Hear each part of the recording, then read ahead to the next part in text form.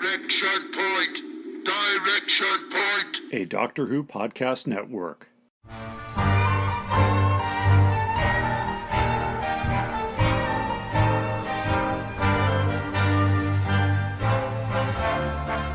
Well, hi everybody. Welcome back to Doctor Who Literature. My name is Jason.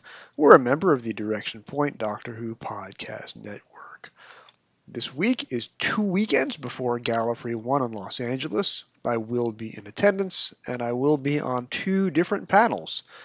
I will be moderating the galley version of the Doctor Who 6460 panel. That will have more panelists than the one at LI Who last year, but will be the same format. Every panelist will have 1 minute to describe one of their top 60 Doctor Who stories of all time, and by the end of the 90-minute panel, we will have the authoritative, crowdsourced list of the 60 best Doctor Who TV stories of Doctor Who's first 60-plus years. 6 of those 60 will be mine. I will also be on a Doctor Who podcasters panel with some pretty heavy hitters. I probably will not have much to say, being one of the lesser lights on the panel, but if you are at Galley, definitely come say hello. I will be there with some Doctor Who lit merch, designed, of course, by Jim Sangster. I will have stickers with the fabulous logo that Jim designed for us last year. There will be a podcasters meetup, I believe, on the Friday afternoon, but I'll be around all 3 days, so definitely, if you're at Galley and you're a listener of the show, please come say hi.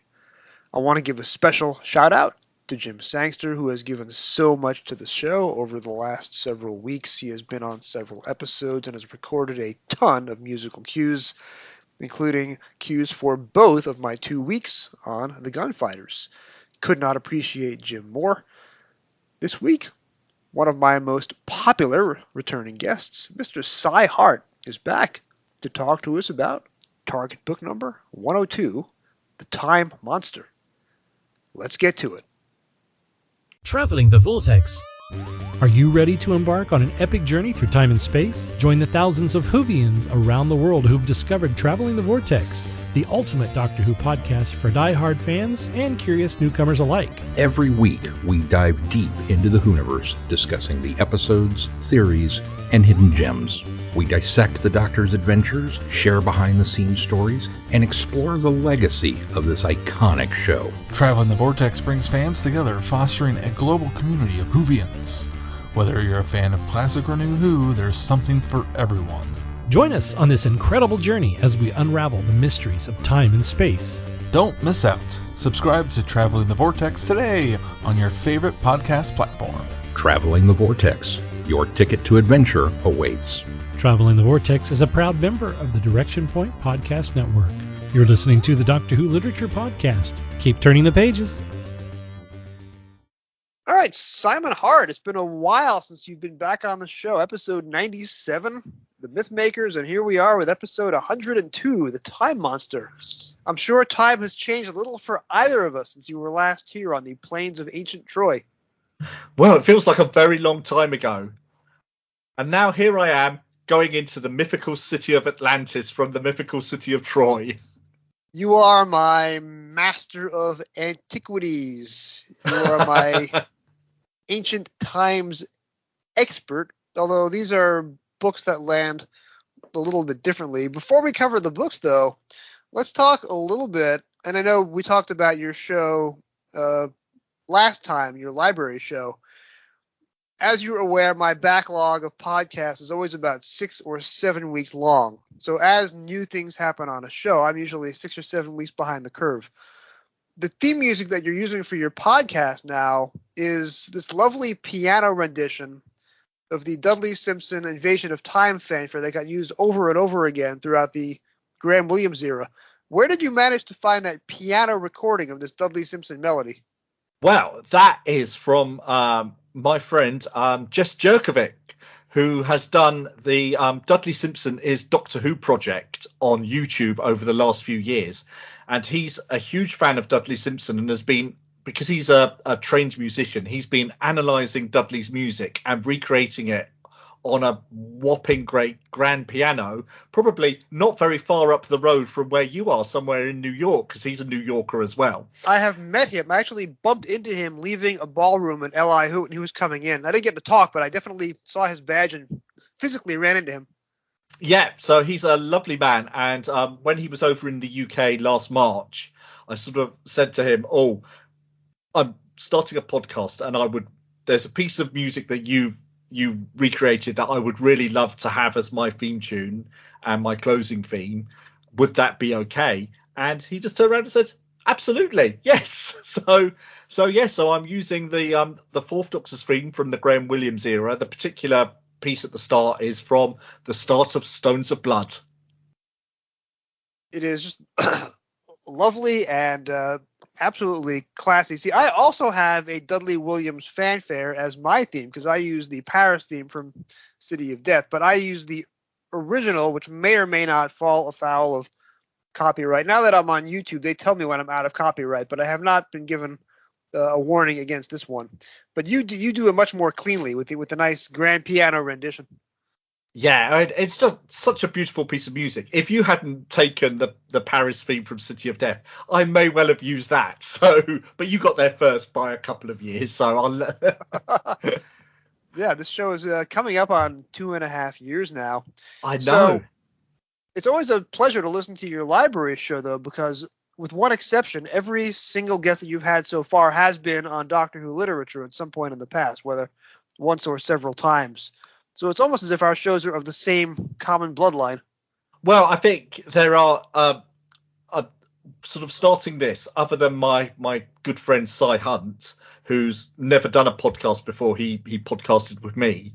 I wanted to start with people who I knew were used to being in front of a microphone and talking and not going to have any trouble with that. So I sort of hit up a few friends and people to do that, and people that I'd talked to about it before I started it as well, which has been very nice. So I did promise them all guest slots, as indeed I have with you. So I will be in touch soon to get that done, because this week's episode is with the wonderful Stephen B, who I know you've had on the show many times. And he was my first guest. Yeah, my first non-UK guest. So I need some more varied stories of not all of us finding it on TV when we were small in the UK. So I'd be looking for a few more varied stories as we go along. I did not discover Doctor Who until I was 11, and I had already been through many fandoms prior to that. So when I talk about how I discovered Doctor Who, I've got to talk about the shows and the book series that I was into first, because it's all a progression. I would have one obsession that would fade away. I'd find another. And Doctor Who displaced one obsession for me, and then later on got displaced by another, and then came back in. It does that. I did not imagine when I was buying the books literally 39 years ago this month that I would still be talking about them and reading them once a week and putting so much time into these books. Nobody could have pictured that. Well, no. Well, it seemed very unlikely. For me, the Target books were part of my childhood, and I never expected to be rereading them or listening to them as audiobooks sort of as an adult. I thought, although I loved them, they weren't something I'd touched very much because they'd been superseded by the videos and the DVDs and the Blu-rays. And if you could see something, then why would you read the books? But of course you come back to the books because the books are fantastic. Absolutely. And the Mythmakers, which we covered last time, is very, very funny with lots of classical allusions and all sorts of risque comedy. And then when I read through the Gunfighters for last week's episode, I'm like, I'm getting a little bit tired of Donald Cotton's style. One book in the style is great. Two in the same style, maybe a little much for me.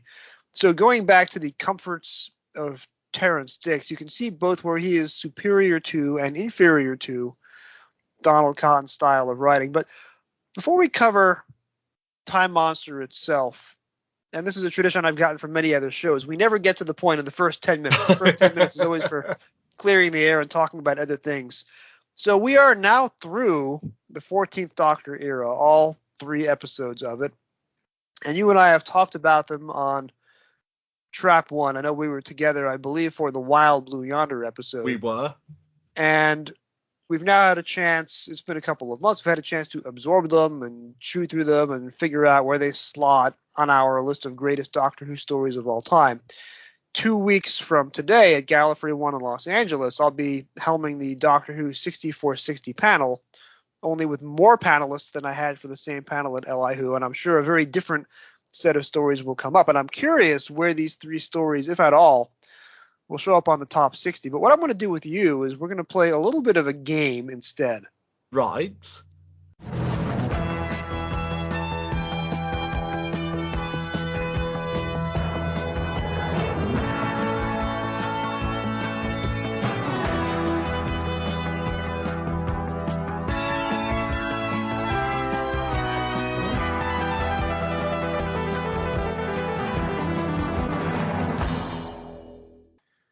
So I'm going to ask you one question about each of the 3 stories, and you do not know what these questions are. And this way we will get a look at your holistic view of all 3 episodes by asking you one off-kilter question on each. Are you ready? I'm ready. This sounds interesting. The episode is The Star Beast, and the question is this. There have now been 3 different official productions of The Star Beast, comic, audio, and television. Which of those 3 is the best?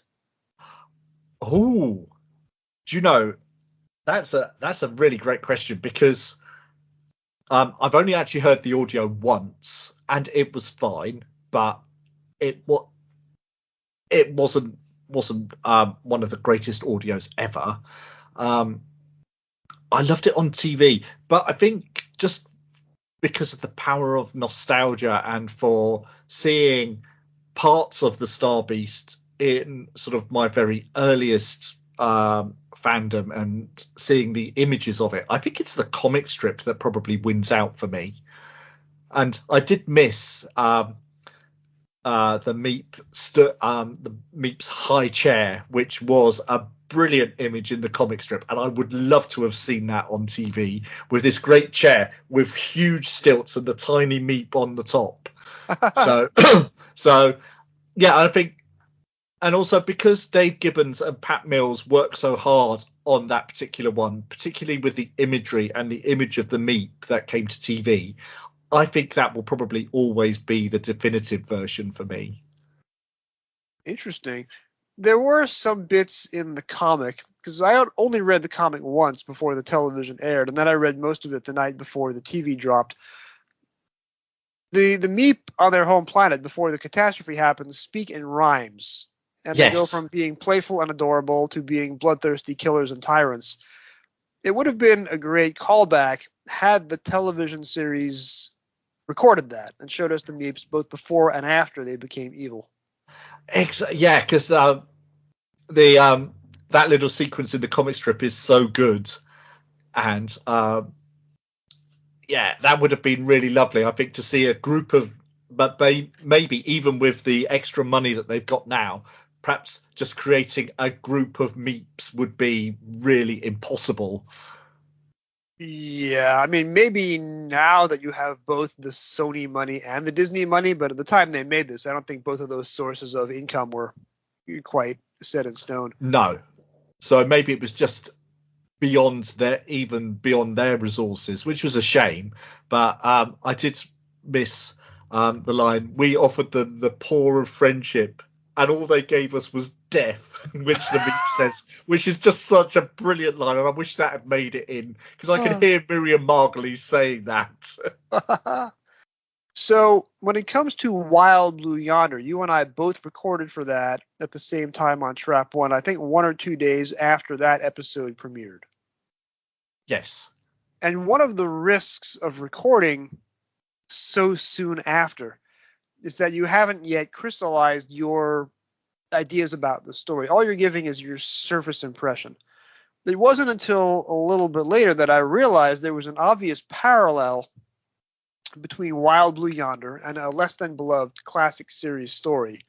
You're talking about an enormous, vast spaceship that takes days to traverse. You're talking about a spaceship that is set on slow time, so that the countdown to doom happens over a course of days rather than over a course of 10 seconds. And you have an ancient alien astronaut, or as they said in the movie Alien, the space jockey, that is only seen as a well-realized corpse rather than as a living, breathing entity. So I didn't have all this in mind on Trap 1, but I'm going to ask you now on Doctor Who literature. Which Doctor Who story is better, Wild Blue Yonder or its identical twin from the classic series, Terminus? Well, at the risk of upsetting my good friend Fraser Gregory, who is completely obsessed with the idea that I love Terminus more than any other Doctor Who story, I'm going to say I do prefer Wild Blue Yonder. But it is amazing the parallels between the two, and I only spotted that much later as well. Terminus is a great script that is failed by its production, and I know we've talked about Terminus recently as well on Trap 1, so I don't want to sort of retread too much of that, but I think Wild Blue Yonder actually had me on the edge of my seat all the way through the episode in the way that Terminus has never managed to quite do. So for that reason alone, I'm going with Wild Blue Yonder, I think. There's a very famous quote from the baseball literature sphere, and somebody asked a well-known, groundbreaking baseball writer, what is the golden age of baseball? And this is a sport that goes back professionally 150 years, so of course there never was a golden age. But the author, Lawrence Ritter, gave a very good answer. He said the golden age is whenever you were 11 years old. Mm-hmm. And not by coincidence, I watched Terminus for the first time when I was 11 years old.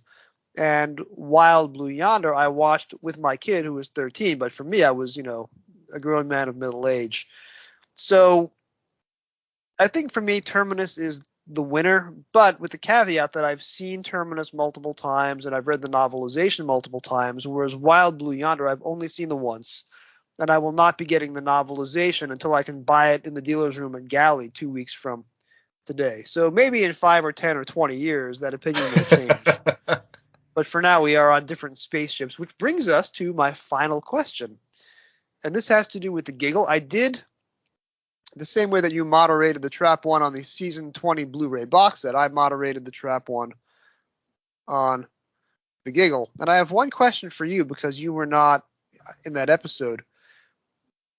You're going to give us now, without any forethought, an in-universe explanation for how a timeless, eternal, cosmic being like the Toymaker has a frame of reference to use a Spice Girls song from 25 years ago as his entry music. Well, obviously sitting outside of time and space, you can pluck culture and music from anywhere in the same way that you can pluck games and the rules of games and things from human beings. So I don't see that there's too much problem for the Toymaker to have found that song as in the same way that he found Hunt the Thimble or Hopscotch or any of the other games that he has stacked up for the Doctor to play. He could have taken a nice big band swing number from the mid-20th century or some ragtime or some jazz to make it period appropriate. However, I take your point. It is interesting to think about the Toymaker spending years just sampling Earth music to find his entry song. And what else was on his list? Somebody should make a playlist for the Toymaker, songs that didn't quite make the cut when the Spice Girls did. Well, there we go. I think there's a whole podcast in that. The Library of Impossible Songs. That's it. All right, so now we're going to segue back to Time Monster. And I'm going to do to you what I did to Fraser when Fraser was here a couple of weeks ago talking about the two Doctors. And I'm going to borrow a series of questions from my favorite movies podcast, Darren Mooney's The 250. And, of course, we are still talking about Doctor Who 60 for 60. I'm going to ask you, does the Time Monster belong on a list of one of the greatest Doctor Who TV stories, 60 greatest Doctor Who TV stories ever made? No. I'm going to say no. Much as I enjoy it to some extent, it is not a favourite, and I don't think it stands as one of the greatest examples of Doctor Who. And we'll explore that over the next several minutes. But a related question is, and again, this is the preface to the fact that your own personal top 60 list is your personal list, and it's your comfort stories, and it's your favorite stories rather than the objective best. Is the Time Monster on your personal list of your favorite Doctor Who stories, 60 favorite over the past 60 years? No. I will wrestle with that exact same question after the break when I read out my audio essay, because I was thinking about it. This is a Barry Letts and Robert Sloman script. And Barry Letts chose Bob Sloman and as his co-writer for very specific reasons. And this is the theatrical tradition of quirky characters and interesting scene transitions. Technically, this is an excellent script. It's just that the humor level and some of the production choices don't quite make it the best of their four. But every other one of their stories is on my top 60, and this one is not. So that's interesting that it's the one of theirs that, for me, did not personally make the cut. Yeah, it's fascinating, isn't it? I mean, I'm not the hugest fan of the demons, I have to say. I have some issues with that, but mostly that's the way the Doctor is written and played in that really grates on me. But the Time Monster feels like it's a story that the cast are having a fabulous time making, but they've forgotten to bring the audience along with them, and so they're having a great time, and you can sense it in their performances and everything else.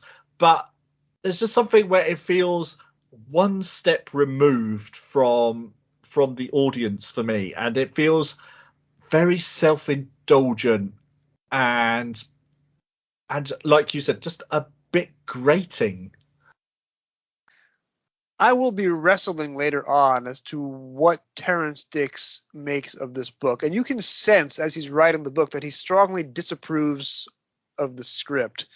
And he is writing 15 years later, mocking some of the choices that Letts and Sloman made, which is curious because as the script editor for this story, he probably did not have to do the amount of work that he would put into something like The Seeds of Death or The Monster of Peladon or The Mutants or Claws of Axis or other stories that he wrote from scratch based on a series of failed drafts.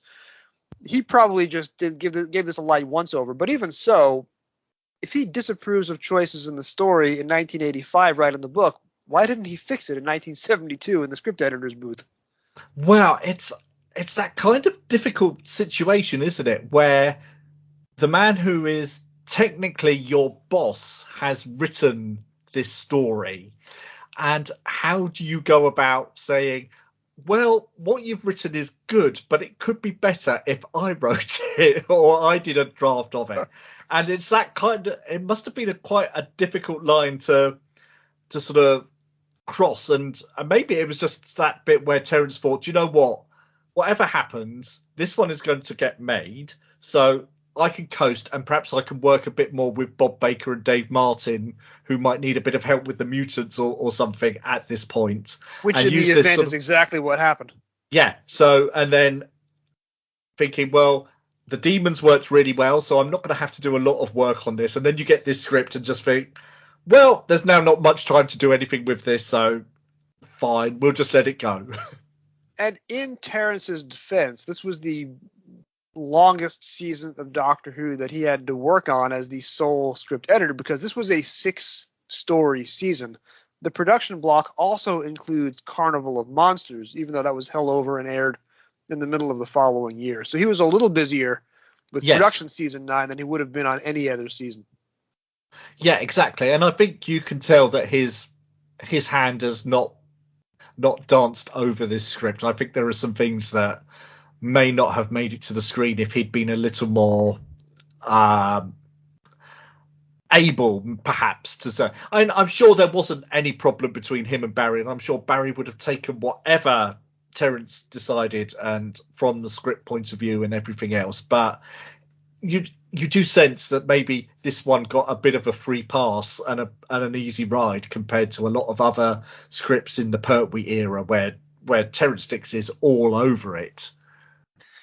Which leads to several times in the novelization, Terrance leans back and tells the audience, this bit doesn't make any sense, but I'm going to transcribe it anyway. He's never shy about signposting where he diverges from the original writer's ideas.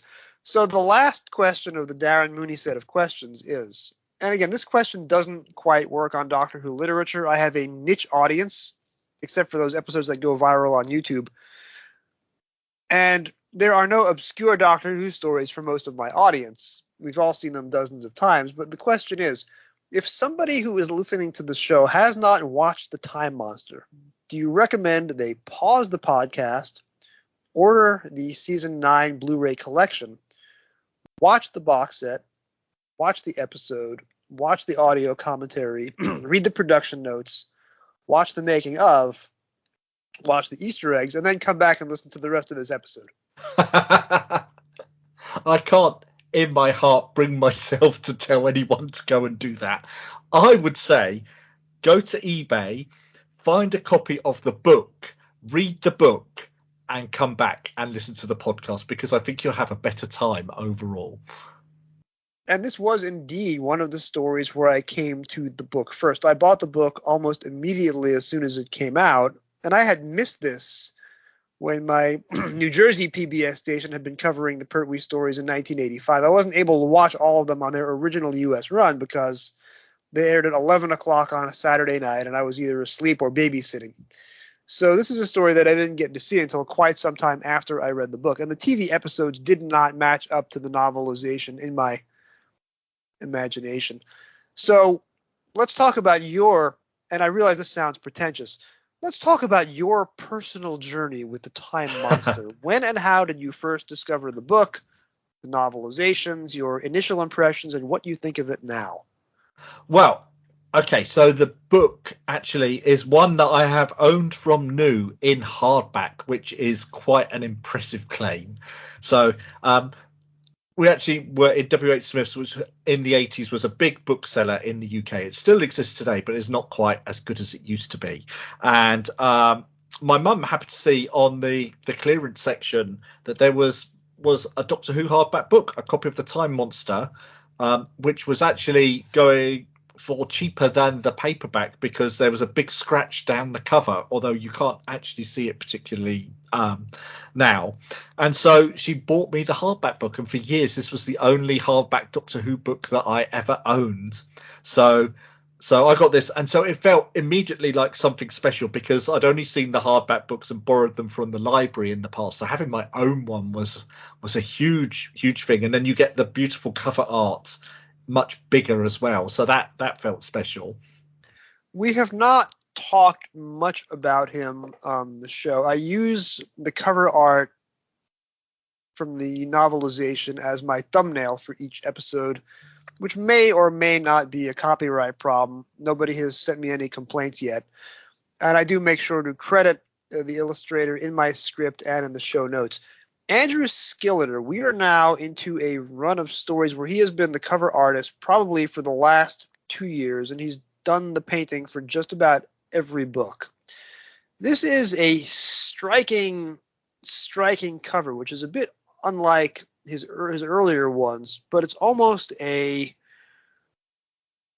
scrambling for the right word here. It's almost an impressionist collage rather than a specific moment for the story. The week before, the Gunfighters is just a straight-up painting of William Hartnell, who looks amazing in Western garb, and there's a little bit of outer space painted into his black coat.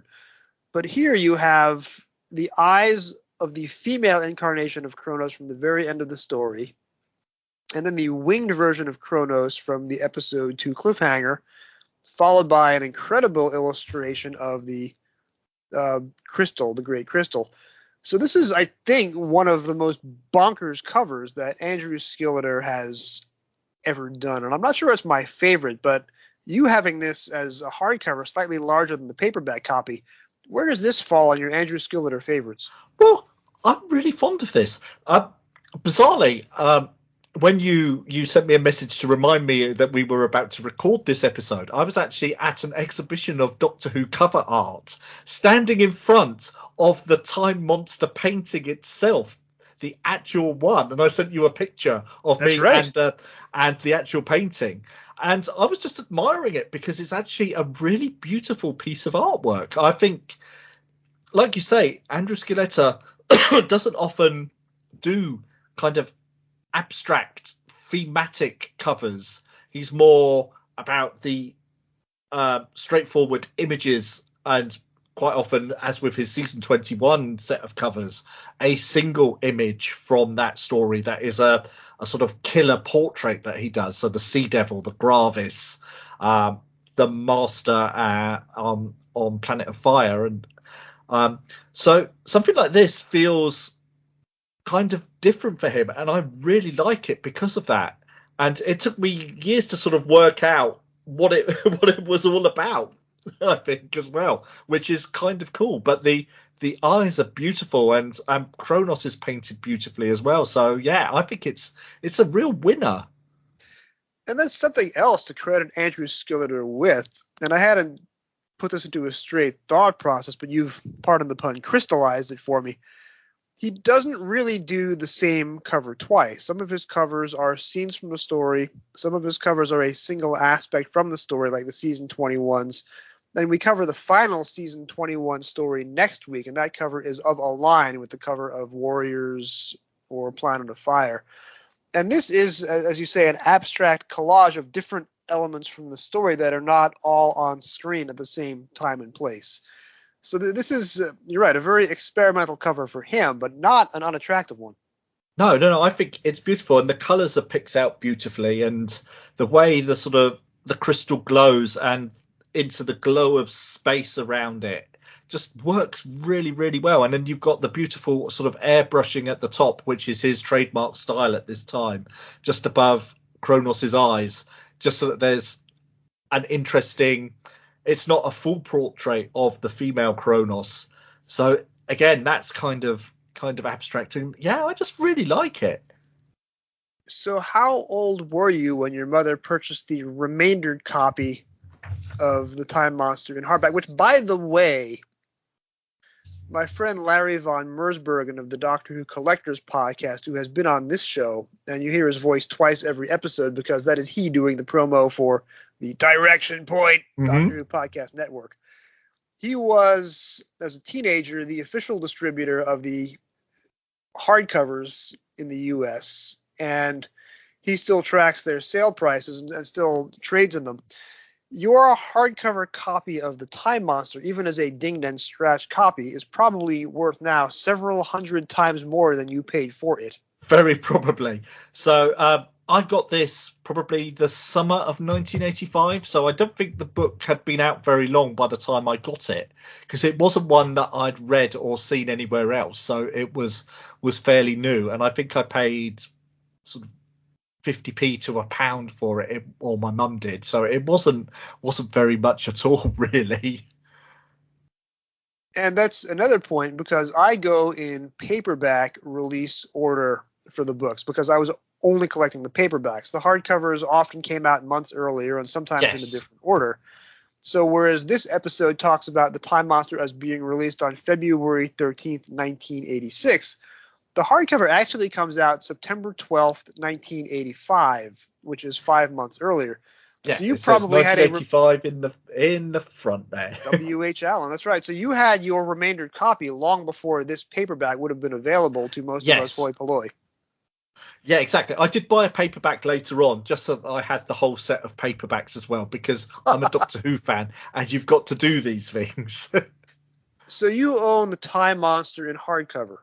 Yes. You own the Time Monster in paperback. Yeah. You own the Time Monster on the original To Entertain DVD release from about 15 years ago. Yeah. And you own the Time Monster on Blu-ray. Yes. A friend of the show, James Courray Smith, covered this in one of his blog posts a couple of weeks ago. But what is the Doctor Who story that you own more than any other? I think it possibly the story that I've bought the most is Genesis of the Daleks. Just thinking about it, because I've got a couple of editions of the paperback. I've got it in 2 different Dalek omnibuses. Or is it in the Dalek omnibus? I can't remember now. No, it's not in the Dalek omnibus. No, so I've got it in 1 Dalek omnibus, but I also had it on cassette twice. I had it on CD twice. I've had it on video, on DVD and Blu-ray. So I don't think there is a story quite yet that I have managed to buy more than that. There are only a couple of Doctor Who stories from the classic show that I have paid to see. So my very first U.S. convention, July the 27th, 1985, at the now defunct Roosevelt Hotel on Madison Avenue and East 45th Street. That was when they were screening for the first time Dalek Invasion of Earth and Seeds of Death in omnibus format. And my father got bored and he took me home before the evening screening of Seeds. But we did pay to see the movie format of Dalek Invasion of Earth. I went with a friend, an offline friend who is not in the podcast universe. She is a huge Doctor Who fan, and she has been going through on Facebook now that the classic series is streaming for free in the States on Tubi. She's been watching the Troughton years in order. But she and I went to see The Woman Who Fell to Earth a few days after its original release. This would have been, I guess, at the end of 2018, I want to say, is when the first Jodie Whittaker season aired. But due to an error with Fathom Events, which was responsible for the theatrical screening, our theater actually screened the first 30 minutes of the movie version of Genesis of the Daleks, which had been a previous Fathom Event screening before they realized their mistake and then showed us Woman Who Fell to Earth instead. So I have paid to see Genesis of the Daleks on the big screen, as well as owning the novelization. And I only have the Pinnacle version of the novelization. I will soon buy the Target version, too, to have a complete Target and complete Pinnacle set. And I have it on DVD, and I have it on Blu-ray. So Genesis, for me, is also up there, but I don't own quite as many copies as you do. When would you first have seen Time Monster on television? Would it have been the UK Gold screenings in the mid-90s or some other place? No, it was slightly earlier than that. I saw this first in 1990, and I saw a pirated copy that had come from probably Australia. It was several generations down. It was very difficult to watch, and but I did actually get to see it. I couldn't hear it a lot of the time from what I remember, but I did, and seeing it at times was also quite difficult from what I remember as well. But that was where I first sort of experienced it visually. And when would you have seen it properly in a pristine digital copy with audible dialogue? That would have been 1993 when UK Gold showed it in the UK. So around sort of the Pertwee era, I just finished school. So I just finished my A-levels before I went off to university. So I was sitting up every night till 11:30 to catch Pertwee 6-parters in all their individual episode glory. So this was certainly one that I remember sitting up to watch. And for me, that was my peak participation in Rec Arts Doctor Who was between 1993 and 1997. So I vividly recall what a negative nuclear blast the screening of Time Monster for the first time in 20 years did to UK fans of a particular age, people who are roughly from your age to a few years older than me. The disillusionment and the disappointment that I recall streaming across Rec Arts in the mid-90s, I can still recall it to this day, even if I don't hate the story as much as some of those fans do. Yeah, there was a real Pertwee backlash at the time. I think because we'd spent so much time, particularly in UK fandom, being told that the Pertwee era was the pinnacle of Doctor Who, which it seemed to be held up sort of through a lot of the 80s as the era of Doctor Who. and it was so serious, and it was the army, and it was alien invasions every week, and John Pertwee was so resolutely the Doctor and the Brigadier and unit. And because the fans of that of a certain age had reached the age where they were writing for everything, so obviously they were holding up what was in their childhood as the pinnacle of Doctor Who. And of course, we'd got all the convention anecdotes from all the actors about how much they enjoyed working together and how the Demons was so great, and you got the stories of Inferno and making this, and John Pertwee saying about how they turned the rehearsal room into an aeroplane and pretended they were on a plane while they were rehearsing this story. And so you got all these things sort of washing around, and so you believe that it's brilliant. And then when you get something that doesn't quite live up to the legend that's already been built up about it, this is back to the old thing of received fan wisdom, that fans believe what they were told before they could make up their own mind, and then suddenly you've got a chance to see these stories that you never thought you would get to see and make up your own mind, and you find that perhaps the production is a little shoddier than you expected, and you come from what is quite a gripping book that you've imagined what this is like, because Terrance does a great job with this book of describing everything and making it feel sort of action-packed and fast-paced. And so you come to something that is slightly perhaps shoddier than you expect and doesn't live up to all of those things. And so it's like your whole world has crashed down, and so you're going to come on and be negative because it's like you've been betrayed by all these people who've said this is the pinnacle of Doctor Who, and then suddenly it isn't.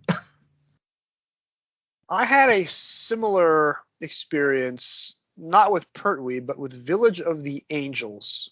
I had loved the first 3 weeks of Flux, and I was all in, baby. So I loved Halloween Apocalypse. I especially loved the next 2 episodes after that, Twice Upon Time and the War of the Sontarans, I think it was called. Then I'm at Li Who the weekend that Village of the Angels dropped, and fans were able to watch it through less than strictly legal means on the Sunday afternoon of the convention. I would not be able to I had to drive home from Eastern Long Island all the way back to New York City, and I imagine Jess Jerkovic may have been there and making the exact same journey as me, depending on where in New York he is. So all I heard the last afternoon of the con is, this is the greatest classic, this is the greatest New Who that I've seen, this is a great story. I got home, I quote-unquote acquired Village of the Angels. I sat down to watch Village of the Angels, and I spent the first half hour waiting for the great stuff to start, and I didn't find it. And then I spent half an hour waiting for it to finish. Now, I've seen it a couple more times since then for the Trap 1 recording, and then as part of my pilgrimage. But because I was told that it was the all-conquering GOAT, greatest of all time, and then I watched it and I couldn't find that myself, it was a major disappointment, and it's colored my experience of the story ever since.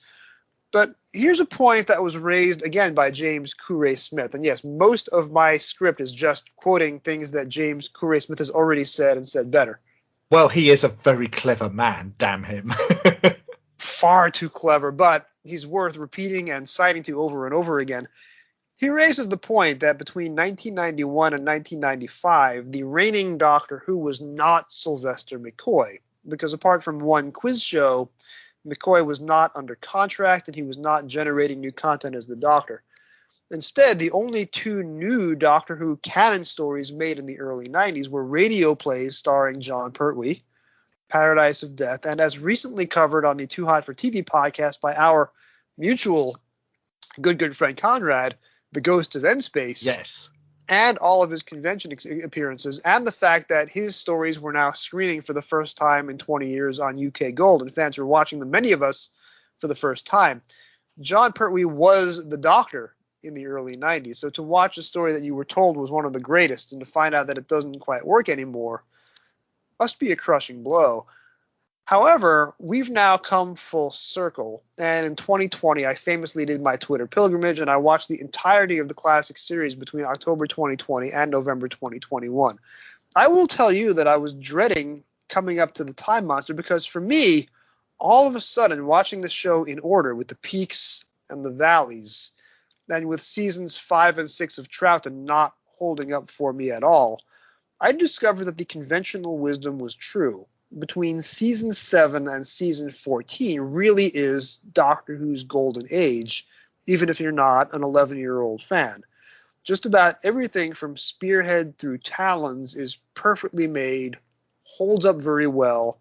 It's just this incredible 8-year run where the 4 people running Doctor Who, Letts, Terrance, Hinchcliffe, and Holmes, really know what they're doing, and they put all their effort into it. And the stories before that, under Bryant and Sherwin, don't quite work. And the first year of Graham Williams after that doesn't quite work. As much as the Pertwee and Hinchcliffe years are a golden age, I was still dreading the Time Monster because I knew its reputation. And it is very much an outlier. It is the one story that's being done as a comedy, and as you say, the team doesn't really bring us along for the ride because the comedy intrudes upon the narrative. It is not humor in this story that arises from the characters that we know and love, but it's humor that is forced upon them. So this is the one time out of his 8 stories that Anthony Ainley is really visible as the Master more than Roger Delgado. This is a later conception of the Master as a lunatic rather than the suave, still, magnetic Roger Delgado Master. So after I watched it in sequence, it was for me a peak in the brilliance of those 8 years, but it's not quite as bad as I had remembered it was said to be. Yeah, I think watching it in context does make a little more sense than trying to sort of pull it out as a story sort of on its own. So when the Blu-ray sets come out, I tend to watch the whole season in order because shamefully I've never done the pilgrimage. I have never watched all of Doctor Who in order from the start. Bizarrely, I did do it backwards, and I worked from Survival back to An Unearthly Child. I love that idea. Oh, wow, that's incredible. Which me and Steve did when we first got together, because he bought Survival on video shortly after we got together, and he just said, let's watch the show backwards. So we did it in reverse, which is kind of weird and strange. Let me ask you this then. When you go from The Invisible Enemy, which is a Doctor Who story so ineptly made, it's amazing the BBC didn't pull the plug right in the middle of episode 4. What's it like to go from Invisible Enemy, and then for the next several months you're only watching Hinchcliffe and Letts? It's really interesting. It's fascinating sort of watching the devolution of Doctor Who rather than the evolution, and seeing things sort of change and go backwards was, yeah, it's kind of hard to remember. It's all a bit hazy now. It was a long time since we did that. We finished in 2006. So it has been a little while. So, but yeah, it was a really strange thing. But but sort of watching the Time Monster this time in order, I felt a little more like it was a deserved end of year celebration, but only slightly, because I think season 9 is Pertwee's weakest season overall. So, I don't know. I think I was just safely say it will never be a huge favourite. And that's fair. They can't. I've said this before. The lifeblood of Doctor Who is the mediocre stories. They're not all going to be Pyramids of Mars. They're not all going to be Remembrance of the Daleks. If you pick a random story off your shelf to watch via random number generator, it's probably going to be an average to poor story. So you need stories like this to make up the run. When you did your reverse pilgrimage, did you go from part 3 of Survival backwards 3 to 1, or did you do Survival 1, 2, 3, and then Curse of Fedra 1 through 4? We weren't completely insane. We did the stories in reverse order rather than each episode in reverse order, because at that point we were watching most of it on VHS as well. So it would have been really annoying to have to keep rewinding the tape to get back to the episodes that you wanted as well. Oh. Though we did laugh and say we should do that, and then we said we'll just go completely crazy if we do that. Nothing will make any sense whatsoever. The only time that I've ever done that was when my PBS station, WLIW, Channel 21, out of Garden City, Long Island, New York, accidentally ran part 4 of Horror of Fang Rock and then part 3 the following night. This would have been in early 1985. This is before I had the novelization, because Horror was one of the last novelizations that I bought. So I watched episode 4 and I loved it and I was riveted and everybody dies in it. And then the next night, there's part 3. I'm like, wait a minute, how are they alive again? Did the Doctor go back in time to save them as part of the story? Mm-hmm. And then I realized when it ends with the part 3 cliffhanger that I'd already seen as the reprise at the beginning of part 4. Then I realized, okay, somebody just played the wrong tape. Yeah, and they famously did this in the UK through one of our satellite channels before UK Gold, when it was being broadcast on BSB, and they showed The Edge of Destruction in the Doctor Who weekend in the wrong order. And I remember watching it thinking, I'm sure The Brink of Disaster is episode 2 of this. And listen, unless I'm misremembering and suddenly this is very avant-garde and they're starting right in the middle of something. But no, they got it wrong and then had to put a quick apology and say, we're rescheduling it, so we'll show it in the right order later in the weekend. My PBS did that again in the late 80s when they were trying to show Paradise Towers. They accidentally, instead of part 4 of Paradise, showed part 2 of Paradise Towers over again, yanked the tape off the air in 5 minutes, and then put in the tape for part 4 of Remembrance of the Daleks. At that point, I didn't know existed. So I watched the first 5 minutes of part 4 of Remembrance, including Mike's arrest, out of order. Didn't know the story was a thing, hadn't seen parts 1 through 3, and it was a while before they cycled around to show the whole thing. But I have had that experience of them playing the raw. The kids will never know this because there's no such thing as the wrong tape anymore, because now you pick what you want to watch. You go to your streaming platform, you pick the tile. There are no more errors like this, no more magical found poetry. No, exactly. And maybe The Edge of Destruction makes more sense in the wrong order. Who knows? I don't think it makes a lot of sense anyway. So let's talk about them, the Time Monster, week by week. This is in an era where they thought nothing about having an actor play a major role in episodes 1 and 2 and then killing him off, and he doesn't factor into the rest of the story. There's a lot of characters in parts 1 and 2 who then either vanish from the story forever or go away and then come back in part 6. Dr. Ruth Ingram and graduate student Stuart Hyde. Lutz and Sloman have invested a lot of energy into these characters. Do they work for you?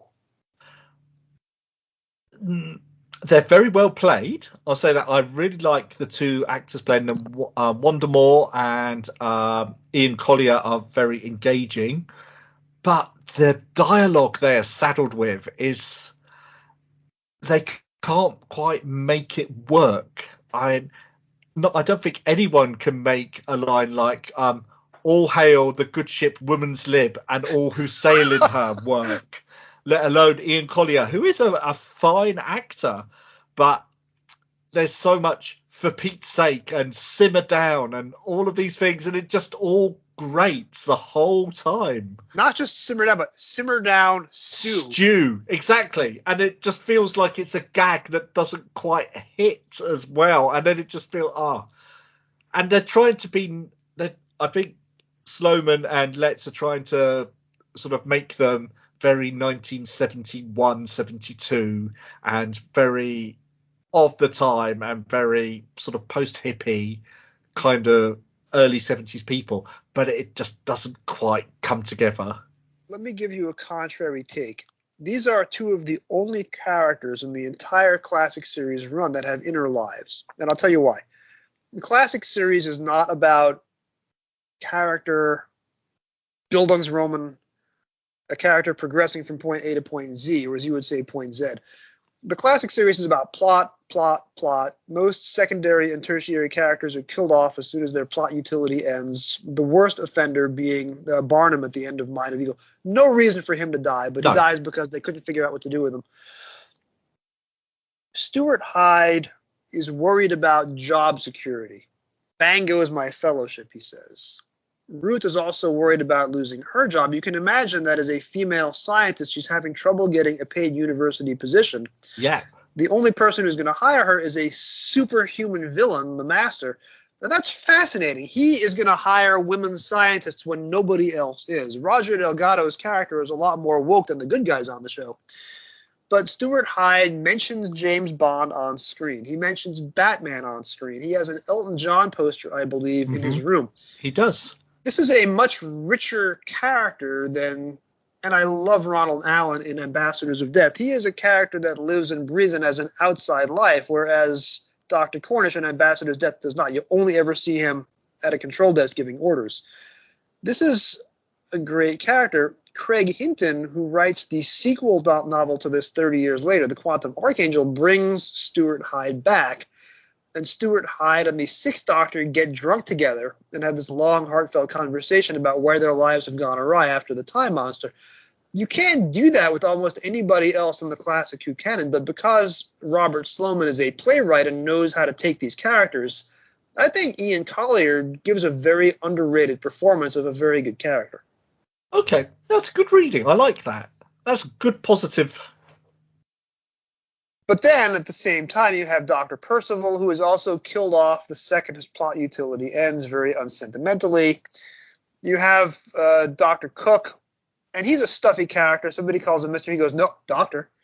And he makes the joke about Pheasant and Tom Tidd. He's a university administrator, very penny pinching. He's a fun character, but he's only there for 5 minutes and then he disappears. Same with Proctor, who barely doesn't even need to be there at all.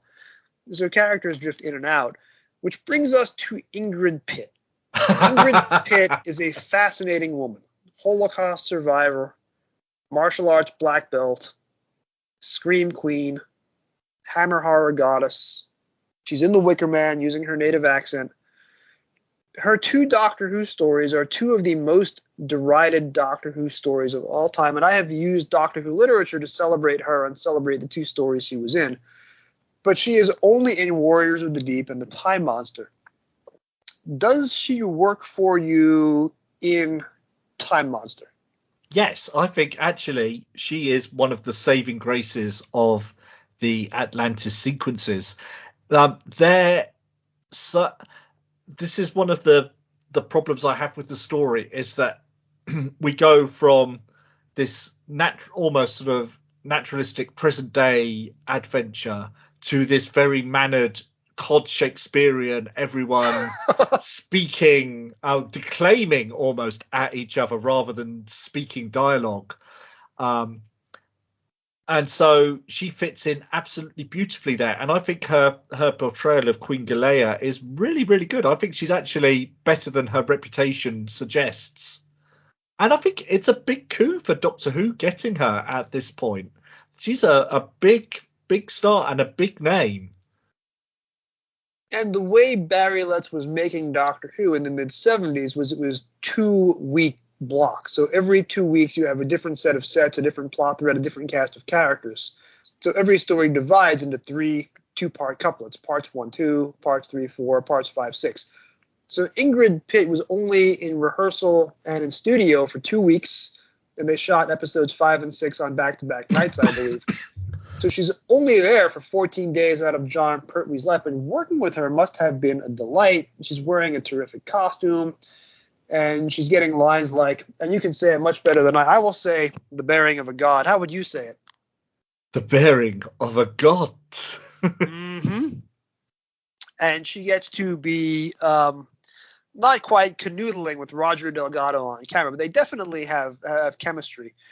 So yeah, having her in the story is a selling point. And here's another point that I'm embarrassed to admit I didn't pick up on until years later.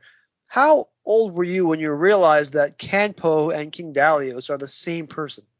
Now I did get that quite quickly, I think. I'm not sure if they're necessary. Well, I know that it's the same actor, but I got Planet of the Spiders and the Time Monster. I saw them sort of almost back to back at the same time. So I immediately spotted the similarities between them. And one of the reasons for that, this was brought up on the info text for the original Planet of the Spiders release on DVD. Barry Letts, who directed and wrote Planet as well as producing, intentionally wanted every single actor in the story to be somebody that John Pertwee had worked with before, because it was his send-off, it was his swan song, it was his show. So everybody from Cyril Shaps to Christopher Burgess to John Darth, with the exception of Kismet Delgado, who he would have known as a Yes. personal friend who had not been on the show before. She gets to be in it. So George Cormack almost certainly was cast as Campo, number one, because he had already had a great scene, a couple of scenes with Pertwee and Time Monster. But as Pertwee is talking about his guru, and then Cormac stumbles into the prison cell and dies a couple of minutes later, that has to have been the inspiration. I am certain that Pertwee cast him intentionally because of who he was and when he shows up in Time Monster, which is another great thing about Time Monster. It's so carefully made, even if some of the choices we disagree with, that you can take this actor and bring him back in a similar role 2 years later to build up and conclude a story arc that you didn't even know was taking place. Exactly. Yeah. I mean, that's a nice touch. And to give it its due, Pertwee absolutely nails that moment of charm in episode 6 and tells that story beautifully. It's a really lovely scene. So we're coming to the end. What else can we say about Time Monster, either the TV production or the novelization? And this is one of the last of the Pertwee novelizations. We are not going to have too many more chances to talk about him. So how do we wrap this up? I want to wrap this up with the last line because it's one that sat with me. Now, usually Terrance is a killer at an opening line. And here it is not a bad one because it's all the tall, thin man with the young old face and the mane of prematurely white hair was sleeping uneasily. We know we're starting off with the Doctor there. But for some reason, the last closing line of this book has stayed with me forever. And if someone said to me, can you tell me what the closing line of the Time Monster novelization is? Absolutely. And that, thought the Doctor, was a very good question. And that is Terrance for the last time throwing shade Yes. on. Could you read for us the last 3 paragraphs, page 151? Of course, yeah. Sergeant Benton arose from behind the Tomtic console. He'd been restored to his full age and size, and he was wearing nothing but a very inadequate improvised nappy and an embarrassed smile. He looked around the circle of smiling faces and said plaintively, "Would someone please tell me exactly what's been happening around here?" And that, thought the Doctor, was a very good question. Roger Ebert, the greatest film critic in American cinema history, released a couple of volumes of movie reviews of movies that he hated. And because nobody hated a movie better than Roger Ebert, his trashy reviews of bad movies, his thermonuclear annihilations of bad movies, were art. And you want to watch these bad movies only because of the way that he dismantles them. So one of his books is called I Hated This Movie, which is an actual closing line from one of his reviews. And one of his books is titled, and this is a rather dated 1990 sort of homophobicism that we don't use anymore, but it's called Your Movie Sucks. And the front cover is him glaring at, in this case, Rob Schneider, who made a movie that actually, that's the last line of the review, Your Movie Sucks. And I can say this because I'm Pulitzer nominated and you're not. So Roger Ebert not only celebrated the greatest movies of all time, but also celebrated the worst and made money selling reviews of bad movies. You could probably do a similar compilation of self-reviewing lines from Terrance Dicks novelizations of stories he didn't like. Fraser Gregory, your friend and mine, has brought to this podcast a quiz. Guess the novelization from the first sentence. Andrew Smith has also brought that. Hi, Andrew. Guess the target novelization from the first sentence. Nobody has ever played with me. Guess the target novelization from the last sentence. But I think this sentence is a sentence that ruins, sneers at the story just as much as the famous one, the android invasion was over. Terrance comes to the book. He said, "This makes no sense. This is terrible. What's the last sentence that fits the story?" Aha. What's going on around here? That's a very good question.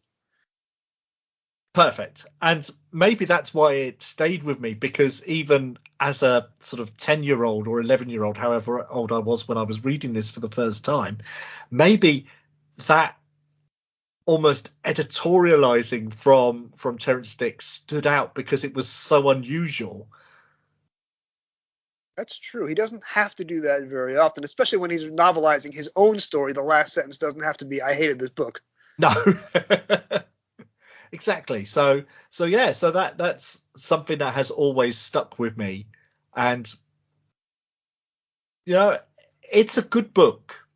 And I will say that I thoroughly enjoyed my 2 lunch hours reading it again this week. And it seems fast paced and reads well in the way Terrance Dicks does. He throws in some beautiful continuity references to stories that hadn't been written when he was script editing this the first time.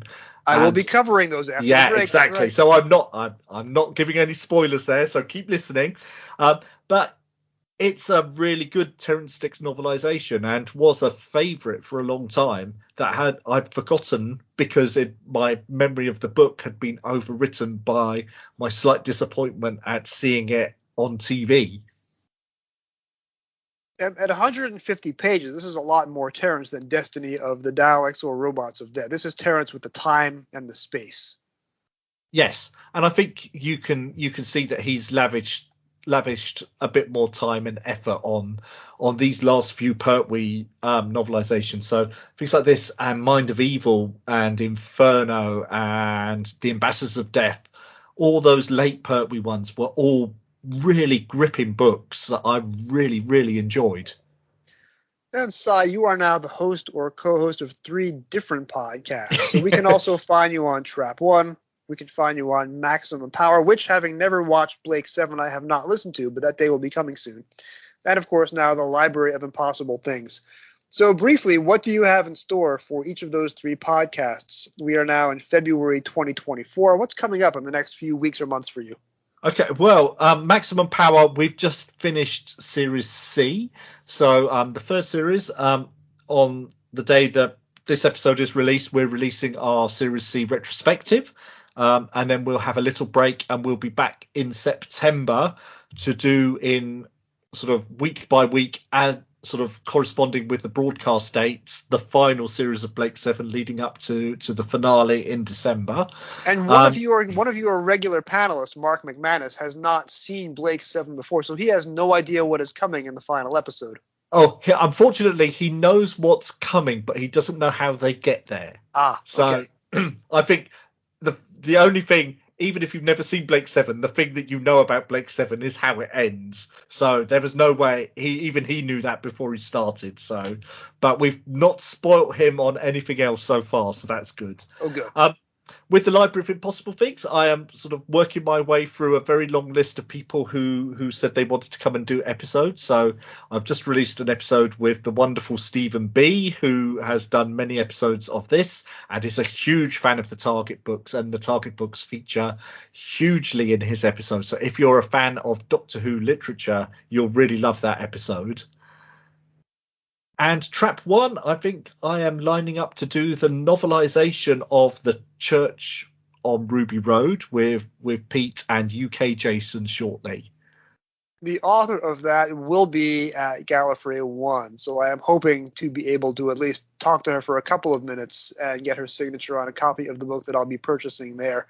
And you and I and Fraser will be teaming up in about 10 days as we record this to discuss the animated Blu-ray release of The Underwater Menace. Of course. Yes, which I'm looking forward to immensely. So that will be a good team. That 3 people who genuinely appreciate The Underwater Menace and Joseph first. And I will have an actor's exercise for you that week, which I will spring on you, of course, at the last minute to get your genuine reaction. Of course. And I will be back on Doctor Who literature at some point in the future as well. I regret to say that at the beginning of this show, when I didn't know how long the show was going to run, and I thought it was going to be the same 6 guests over and over again because I had a failure of imagination, you were a very frequent guest by function of I didn't have a lot of other people, and I could always rely on you. Mm-hmm. You did a story for me on short notice because the previous guest ghosted me with like 5 days to go before release date. Yeah, that was the very first one I did. You jumped in both hands, both feet, and you did a phenomenal job. At this point, I have a larger roster of guests. You are not going to be back for about 6 months. Unfortunately, I may need to tap you in on short notice if somebody else ghosts me. Mm-hmm. But it'll be a while before we have you back. But we will be seeing you, of course, on Trap 1, and I look forward to the weekly release of Library of Impossible Things as well. Yes, definitely. So I will look forward to coming back. And you'll be back for another story from Doctor Who's older years, but I will not say which one. Sai, thank you so much. Have a great night. Thank you, Jason. Always a pleasure.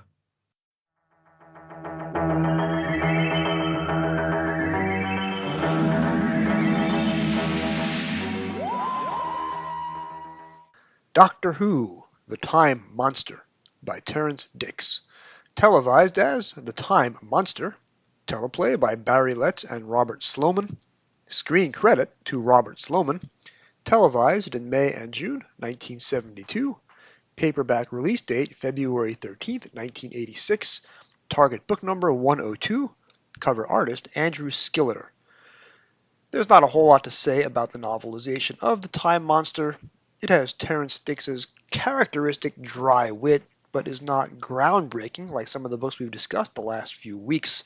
So the first half of this essay will be personal reminiscence, and the second half of the essay will be a discussion of the novelization itself. I started collecting Target novelizations in January 1985.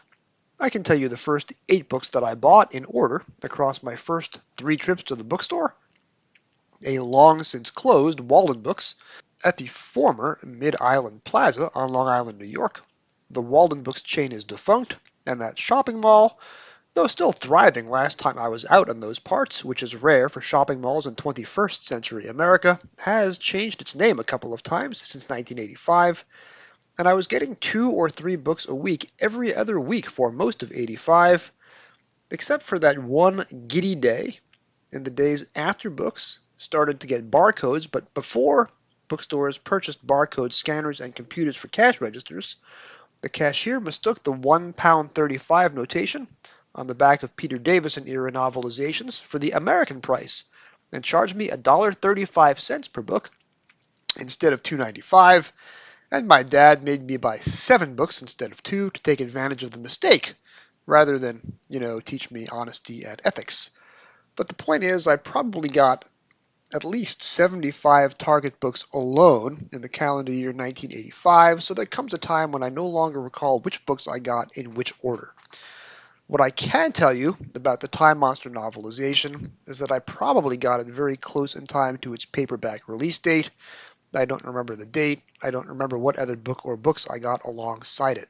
But at that point, any title that I recognized as new I would instantly buy, and any past Doctor title, Hartnell, Trout, and Pertwee, I would instantly get. This did leave a small donut hole in my collection of older Tom Baker novelizations. I didn't buy Horror of Fang Rock or Power of Kroll during my initial mid-80s Target binge, and wound up not getting those until the mid-1990s when I started going to the Visions conventions in Chicago while a law student. But new releases of old pre-Tom Baker titles were the thing I grabbed right away. Now, I have not pulled this Time Monster book off my shelf in years. The only time I previously handled a book in the 21st century was whenever I moved and had to transfer the book from shelf to box or from box back to shelf. As for my complicated relationship with the TV serial, well, Sai and I covered most of that in the previous hour. I know I watched it on Long Island PBS in 1990. They started with Spearhead from Space in June, doing one Pertwee serial every Saturday, making it the original hot Pertwee summer. And at that point I was building my permanent off-air VHS collection, optimistically titled The Best of Doctor Who, since I was buying my own tapes, but only earning $4.05 an hour at my high school job, so couldn't afford enough tapes to preserve the whole series. The Time Monster was not part of that carefully curated collection. Then I reached Regards Doctor Who, and the story re-aired on UK Gold in the mid-90s, and my UK friends on REDW hated it. And then the Discontinuity Guide came out in 1995 and memorably describes Time Monster as watching paint dry while being whipped by barbed wire. If I had to guess, I would say Keith Topping wrote that review. At which point my own opinions were highly influenced by whatever the last thing was that I read, which sent me into a good 25-year run of assuming Time Monster was garbage, no matter what I thought initially. By the time of my 2020 Twitter pilgrimage, I had mellowed.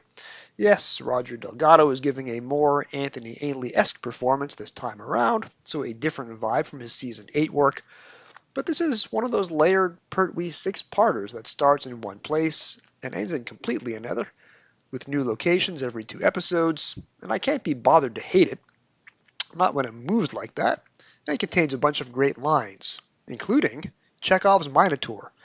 If the Minotaur is mentioned casually in episode 1, then you must meet it at the episode 5 cliffhanger.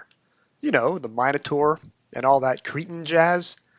Sometimes the gags are at the expense of consistency or characterization, but I was raised on American comedies like Airplane, where the gag is the point, so that doesn't really bother me.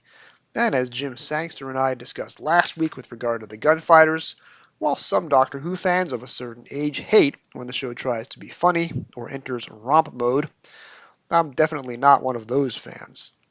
So let's talk about the book itself. At 151 pages, this is Terrance's longest book in literally a decade, and it's from his era of the show. He was the script editor, and it was co-written by Barry, and it did feature characters that Terrance co-created, like the Master, and Joe, and Yates. No more 110-page books for Terrance, and now we're in the video era, so you can see Terrance including screen details like costumes that he wouldn't have necessarily had when writing in the 1970s. Though he deletes the Cretan jazz line from Chapter 1, sadly. On TV, we recognize Delgado as soon as we see him posing as the Professor, but in book form, Terrance is able to delay the revelation to the Chapter 1 cliffhanger, which is always a good idea. Otherwise, it's a Terrance book, so the scenes occur in TV order, and the dialogue is 98 or 99% identical to the TV, minus, of course, all that Cretan jazz.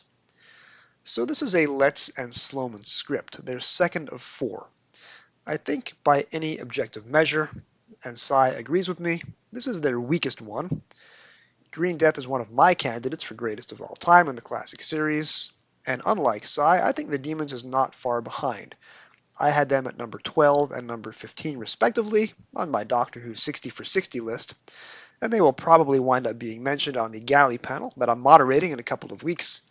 I also put Planet of the Spiders at number 48 on my top 60, though I'm sure I'm in the minority for ranking it that high, which means Time Monster is the only one of the 4 Letts and Sloman scripts that is not one of my all-time favorites.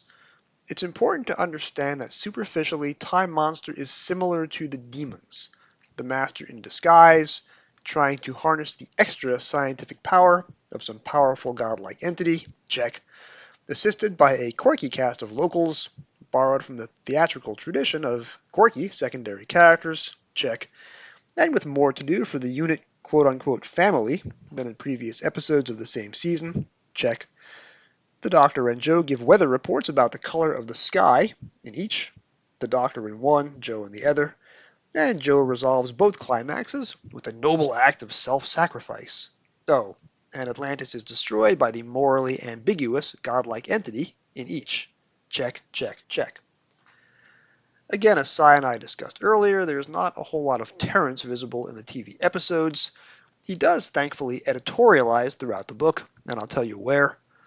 The window cleaner in Chapter 2 is introduced by parenthetical, an old Terrance narrative trick, and Ruth Ingram observes that the Professor, aka the Master, is a most unlikely pacifist, end quote. Chapter 3 has Terrance showing up doing his neat trick of defining 2 minor characters with one perfectly chosen sentence each.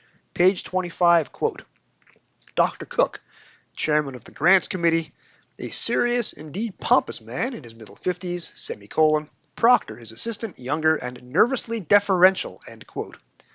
Also describing the tough pheasant lunch on page 27 as, quote, Socially speaking, not the most enjoyable of occasions, and yes, Terrance puts passages like that in nearly every one of his books. The book changes Professor Thascales to Thaskalos.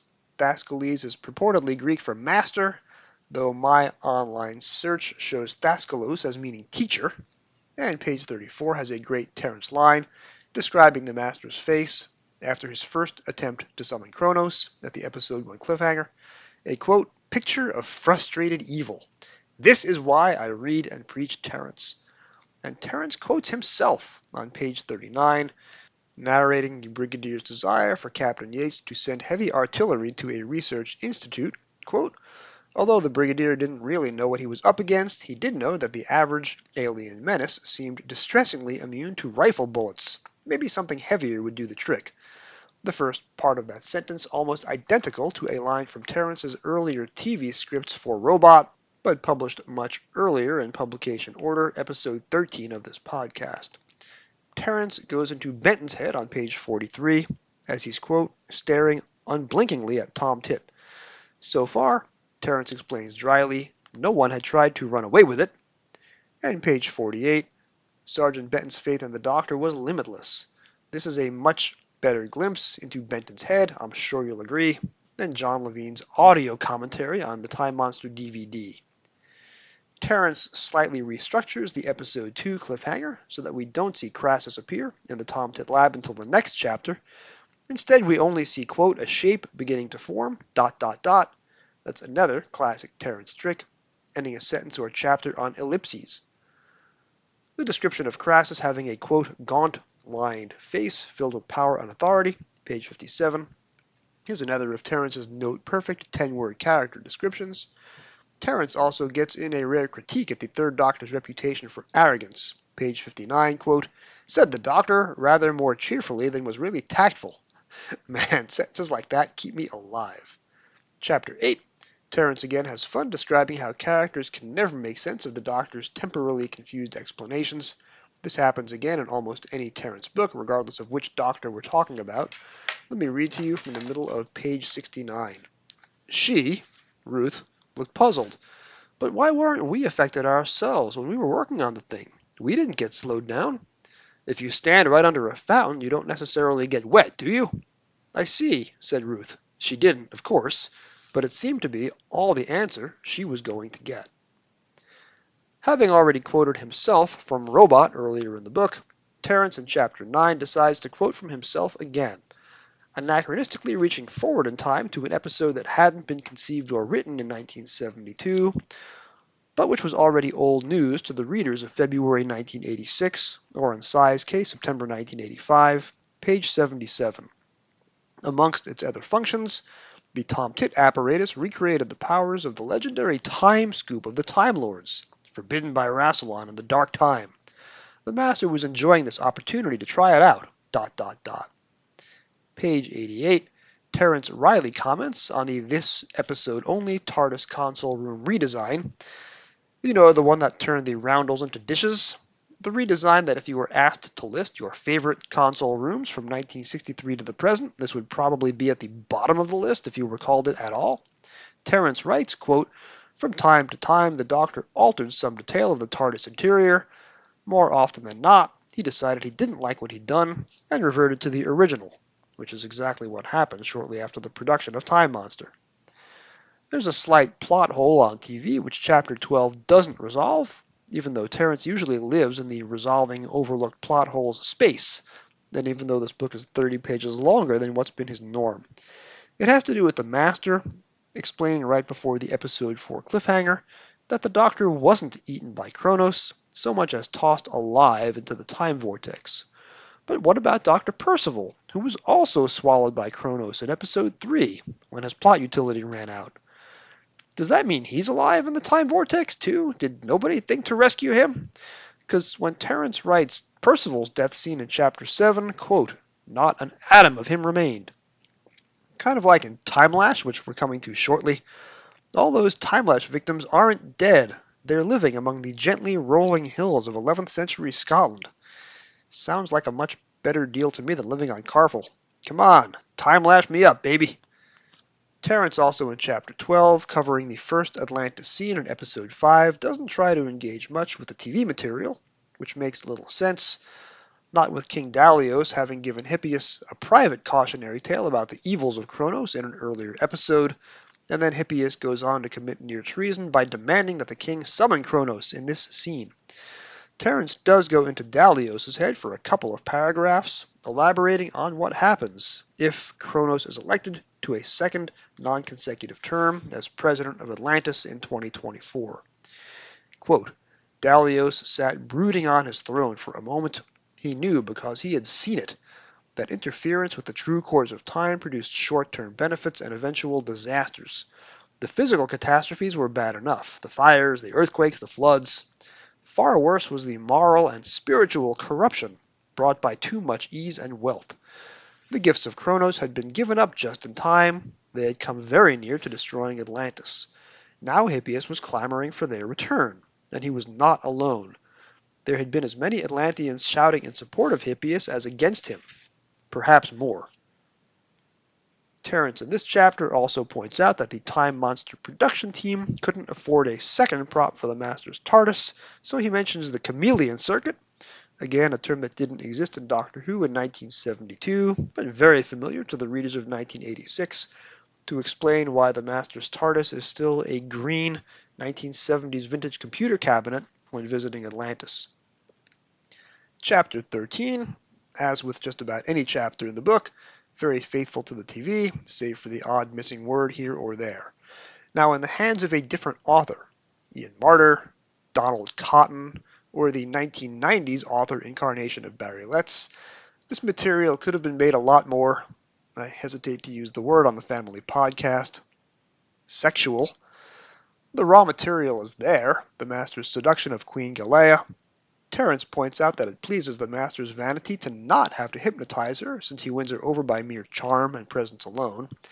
Galea rejecting Hippias for cloying on the tongue, that's what she said, and Hippias bitterly pointing out what she was like before power went to her head.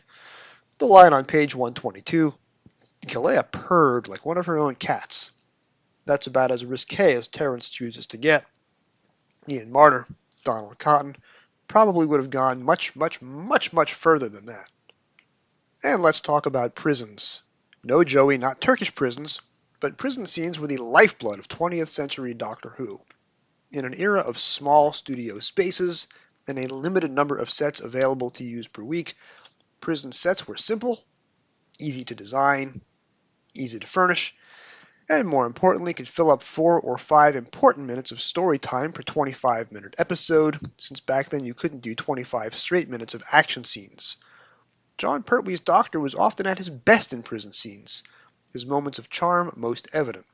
Terrance, as story editor for his era, of course knew this, having commissioned and edited and ghost rewritten so many of those scenes. In this book, though, he mocks the prison scene. Page 134, quote, he, the Doctor, was in a strangely philosophical mood, as if he only had to bide his time and somehow things would work out. A strange feeling for someone chained to a dungeon wall and condemned to annihilation. ... The prison scene is one of the most important of this era, though, as it sets up directly the last story of the Letts Terrance era, introducing the character of Kanpo, the Doctor's childhood guru, and the actor who will later return to play him. Let's give a listen. Well, the tree the old man sat under, that was ancient and twisted, and the old man himself was as brittle and dry as a leaf in the autumn. What did he say? Nothing. Not a word. He just sat there silently, expressionless, and he listened whilst I poured out my troubles to him. I was too unhappy even for tears, I remember. When I'd finished, he lifted a skeletal hand and he pointed. Do you know what he pointed at? No. A flower. One of those little weeds. Just like a daisy it was. Well, I looked at it for a moment, and suddenly I saw it through his eyes. It was simply glowing with life, like a perfectly cut jewel. And the colors were deeper and richer than anything you can possibly imagine. It was the daisiest daisy I'd ever seen. That was the secret of life. A daisy? Honestly, Doctor. Yes, I laughed too when I first heard it. So later I got up, and I ran down that mountain, and I found that the rocks weren't grey at all. They were red and brown, and purple and gold. And those pathetic little patches of sludgy snow, they were shining white in the sunlight. You still frightened, Joe? No, not as much as I was. That's good. I'm sorry I brought you to Atlantis. I'm not. Terrance does add his trademark fixes to the final chapter, 15, and not just the mocking final line of the book that Cy performed for us earlier. Terrance wickedly alludes to the Master's off-screen killing half the Atlantean Council and gives Queen Galea some final words. Quote, "You and Dalios were right, Doctor. Page 141, I was wrong. Go quickly. It is too late now to save my people." But the biggest change to the final chapter from TV is that Joe Grant no longer says groovy, merely fantastic. It may have taken until 1986 to get there, but sadly, it appears that the 1960s are now finally over.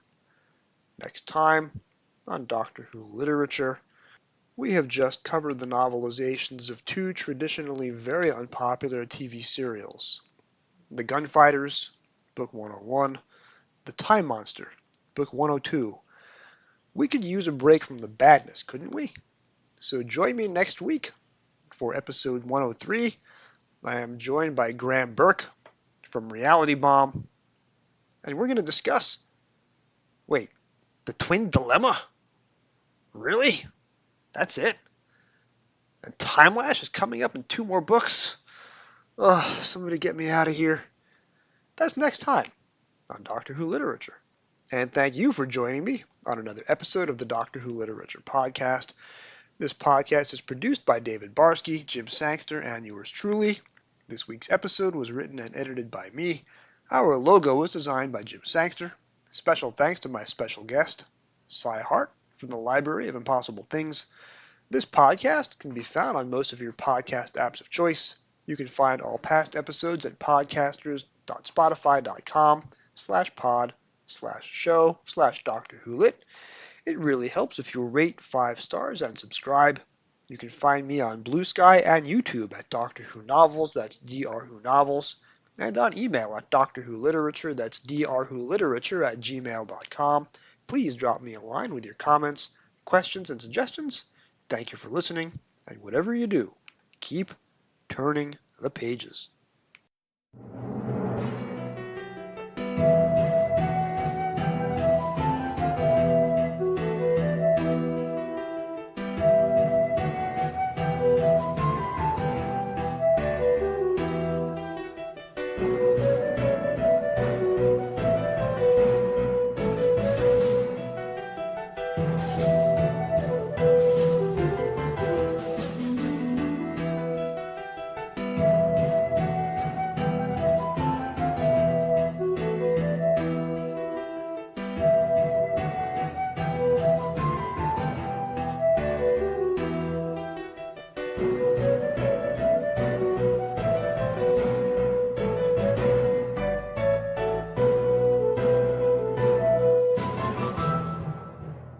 Direction point!